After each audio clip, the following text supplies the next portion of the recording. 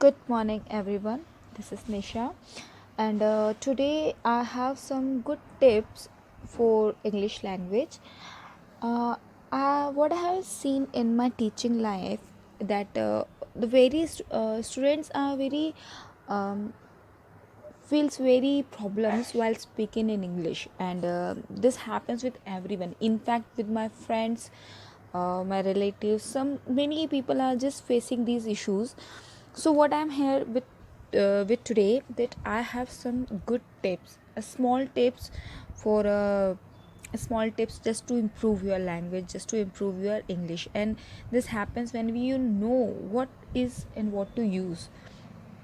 In today's video हम एक दो ऐसे वर्ड्स को देखेंगे, उनका यूजेस देखेंगे जो सिमिलरली प्रोनाउंस होते हैं और सिर्फ एक वर्ड से उनका पूरा मीनिंग चेंज हो जाता है. That is a affect and E effect. Pronunciation भी बहुत सिमिलर होता है. कुछ लोग इसको दोनों को ही एक जैसा बोलते हैं, कुछ लोग समझने में भी ऐसे ही करते हैं. नहीं, पूरा इसीलिए हिंदी में बताऊंगी क्योंकि इंग्लिश हम उन्हीं लोगों को बता रहे हैं जिन्हें इंग्लिश नहीं आती है. अगर मैं पूरा इंग्लिश में बोलूँगी तो वो मुश्किल हो जाएगी. इसीलिए मैं ट्राई करूँगी कि इसको जितना सिंपल हो सके हम समझें. और ये दोनों वर्ड आप यूजुअली यूज़ करते ही रहते हैं, तो इनका मीनिंग समझना आपके लिए बहुत इम्पॉर्टेंट है. तो सबसे पहले हम लेते हैं वर्ड अफेक्ट. जैसा कि इसको प्रोनाउंस करना है, तो इसको अगर अब हम प्रोनाउंस करेंगे तो हमारे मुंह से अ शब्द यूज़ होना चाहिए. अफेक्ट. ठीक है, ये क्यों होना चाहिए? क्योंकि इसी से डिफ़र करता है मीनिंग दोनों का. तो अफेक्ट है क्या? Basically this is a verb.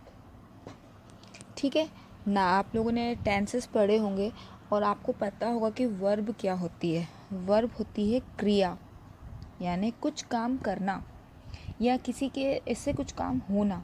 तो अफेक्ट का मतलब क्या होता है? वर्ब. वर्ब होता है. इसका मीन्स क्या है? इस वर्ब का मतलब क्या है? इसका मतलब होता है चेंज और इन्फ्लुएंस.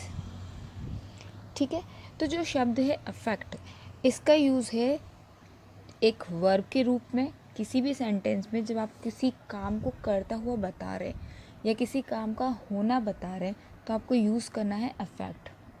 और इसका मतलब होता है चेंज या इन्फ्लुएंस. यानी जब किसी चीज़ की वजह से रिज़ल्ट में चेंज होता है या प्रभाव पड़ता है, इन्फ्लुएंस को हम बोलते हैं प्रभाव. प्रभाव पड़ता है उसका, तो वो होता है अफेक्ट. ठीक है, एग्ज़ाम्पल दिखाती हूँ मैं यहाँ पर. Example: junk food affects. ठीक है, योर हेल्थ. आप क्या हो रहा है? जंक फूड क्या कर रहे हैं? आपकी हेल्थ को चेंज कर रहे हैं, प्रभावित कर रहे हैं. चेंज. ठीक है, और इन्फ्लुएंस. प्रभाव कर रहे हैं, ये क्रिया है. अब एक और एग्जाम्पल ले लेते हैं. New technologies continue to affect how we live. ठीक है, समझ में आया क्या होगा इसका मतलब? यानी इसका यूज़ कैसे किया जाएगा? जब आप किसी चीज़ का बता रहे हैं कि किसी चीज़ ने, यानी कि यहाँ पर न्यू टेक्नोलॉजी ने चेंज किया है, बदलाव किया है, प्रभावित किया है किसको? हमारी लाइफ को. यहाँ फूड ने, जंक फूड ने प्रभावित किया है, बदला है, चेंज किया है किसको? हमारी हेल्थ को. ठीक है, इसको हम यहीं पे समझते हैं. और अगर इसको याद रखना है तो अफेक्ट को हम ऐसे भी रख सकते हैं, टू रिमेंबर. टू रिमेंबर कि ये वर्ब है, हम इसे कैसे याद रखेंगे? अफेक्ट को रिलेट करेंगे हम ए से। A for action, action is क्रिया, ठीक है। तो ये बन जाएगा हमारा अफेक्ट। अब हम आते हैं बी पर, दैट इज इफेक्ट। बोलते समय ही फर्क महसूस होगा, इफेक्ट, अफेक्ट, इफेक्ट, दोनों में फ़र्क है। जहाँ ये वर्ब है, दिस इज़ अ नाउन और इसका मीनिंग होता है रिजल्ट, ठीक है। ये बदलाव था, ये पूर्ण आपका रिजल्ट है, पूरा क्या आपको मिलता है। एग्जाम्पल से समझने की कोशिश करते हैं। Pollution has a negative effect on the environment, ठीक है। यहाँ पर क्या हो रहा है, पॉल्यूशन क्या है, एक नेगेटिव असर है, रिजल्ट है, दिस इज़ अ रिजल्ट। असर नकारात्मकता ही आएगा, उसका जो रिजल्ट निकल के आएगा एनवायरनमेंट पे वो नेगेटिव निकल के आएगा। तो ये कंप्लीट नाउन है, जहाँ हम उसको एज ये कोई क्रिया नहीं हो रही है, ये कुछ काम हो नहीं रहा है, this is not an action, this is a complete a noun.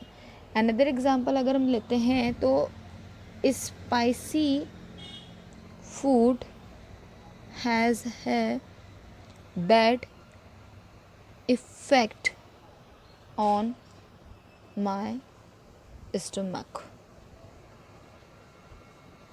अब यहाँ क्या हुआ है, यहाँ पे स्पाइसी फूड्स की वजह से मेरे पेट पर बुरा असर पड़ा है, मेरा जो पेट है वो ख़राब हो गया है। This is a kind of a effect and affect.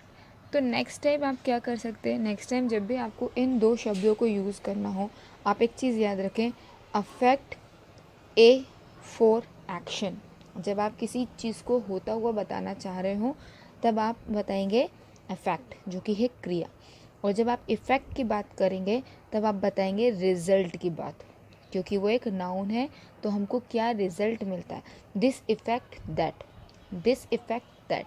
And affect के लिए क्या कहेंगे, दिस अफेक्ट दिस। यहाँ पर आपको यूज़ करना हो जैसे मैं रफली बोल रही हूँ, दिस अफेक्ट दिस, ठीक है। इससे इस पे फ़र्क पड़ेगा, इससे इस पे फ़र्क पड़ेगा, एंड दिस इफेक्ट दैट, इससे ये फ़र्क पड़ेगा, यह फ़र्क पड़ेगा, और इससे इस पे फ़र्क पड़ेगा। So this is all about the difference between affect and effect. इन दोनों को आप पढ़ें, प्रैक्टिस करें, अपनी इंग्लिश इम्प्रूव करें, और नीचे कमेंट सेक्शन में मुझे बताएं कि आपको ये वीडियो कितना पसंद आया। अगर आपको ये वीडियो पसंद आया तो लाइक, शेयर और सब्सक्राइब करना ना भूलें। Thank you, have a great day ahead.